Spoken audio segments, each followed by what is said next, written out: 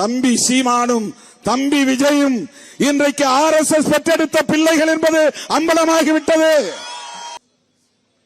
2 பேரு தங்களை தாங்களே அடையாளப்படுத்திக் கொண்டார்கள். தமிழ்நாட்டு மக்கள் விழிப்பாக இருக்க வேண்டும். ஒரு தம்பி இப்ப புதுசா கட்சியை தொடங்கிய தம்பி, அவருக்கு ஒரே ஒரு அஜெண்டா தான், ஒரே கட்சி ஒரே அஜெண்டா. அவருக்கு என்ன அப்படின்னா ஒரே அஜெண்டா தான். திமுக ஒரு தீய சக்தி, திமுக ஒரு தீய சக்தி, திமுக ஒரு தீய சக்தி. நீங்க திமுகவை திட்டத்தை பத்தி எங்களுக்கு ஒன்றும் கவலை இல்லை, எங்களுக்கு அதுல ஒன்றும் பிரச்சனை கிடையாது. நீங்க யார் என்பது தெரிந்து விட்டது.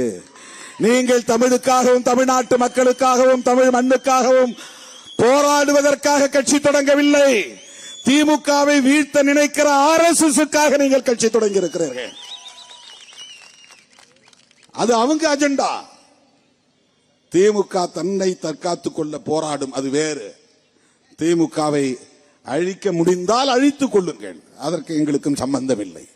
நாங்கள் ஒருபோதும் அதற்காக வாதாட வரமாட்டோம். எங்களுக்கு அதில் பிரச்சனை கிடையாது. எங்களுக்கு ஒரு கொள்கை இருக்கிறது. அந்த கொள்கையை நாங்கள் உயர்த்தி பிடிப்பதற்கு எங்களுக்கு சில தோழமை சக்திகள் இந்த களத்திலே உண்டு. நாங்கள் பேசுகிற அரசியலை திமுகவும் பேசுகிறது, அதிலே உறுதியாக இருக்கிறது என்பதால் நாங்கள் அவர்களோடு கைகோர்த்து நிற்கிறோம், அவ்வளவுதான். நீ திமுகவை வீழ்த்துவதற்காக மட்டும் போராடவில்லை, பெரியார் அம்பேத்கர் பேசிய அரசியலையும் சேர்த்து வீழ்த்துவதற்காக போராடி கொண்டிருக்கிறீர்கள். தம்பி சீமானும் தம்பி விஜயும் இன்றைக்கு RSS பெற்றெடுத்த பிள்ளைகள் என்பது அம்பலமாகிவிட்டது. பாஜகவின் பிள்ளைகள் என்பது அம்பலமாகிவிட்டது. பிரபாகரன் பெயரை சொல்லி தமிழ்நாட்டு மக்களை ஏமாற்றி விடலாம் என்று கணக்கு போட வேண்டாம், சொல்ல கடமைப்பட்டிருக்கிறோம்.